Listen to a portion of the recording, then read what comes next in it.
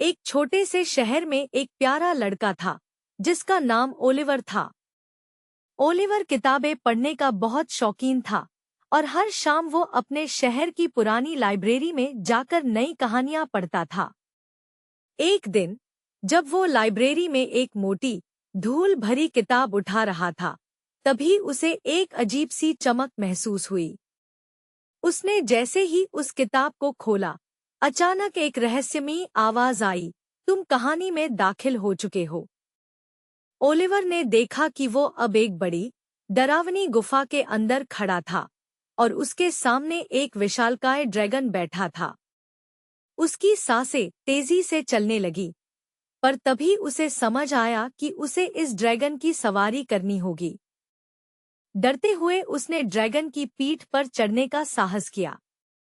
अचानक ड्रैगन आकाश में उड़ चला और ओलिवर ने पहली बार आसमान से पूरे शहर को देखा। कुछ देर बाद किताब ने उसे वापस लाइब्रेरी में खींच लिया। अब ओलिवर को समझ में आ गया कि ये लाइब्रेरी साधारण नहीं, बल्कि जादुई है। उसने अगले दिन एक दूसरी किताब खोली और इस बार वो मिस्र के पिरामिडों में पहुंच गया। चारों तरफ सुनहरे रेत और अनोखी ममीज थी।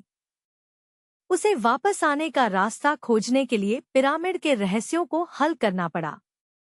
हर किताब में ओलिवर को एक नई चुनौती मिलती थी और हर बार उसे अपनी समझदारी और साहस से उस कहानी को पूरा करना होता था ताकि वो वापस लौट सके। धीरे धीरे ओलिवर ने इस जादुई लाइब्रेरी का रहस्य समझ लिया। लाइब्रेरी में एक खास ताबीज था जिसे वो हर बार कहानी के अंत में खोजता था। उसी ताबीज के जरिए वो अपने असली दुनिया में लौट सकता था।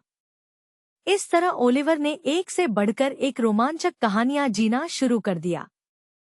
कभी वो पायरेट बनकर समुद्र की यात्रा करता, तो कभी वो जंगल में शेरों के बीच फंस जाता। लाइब्रेरी ने ओलिवर को सिखाया कि कहानियां केवल पढ़ने के लिए नहीं होती, बल्कि जीने के लिए होती हैं।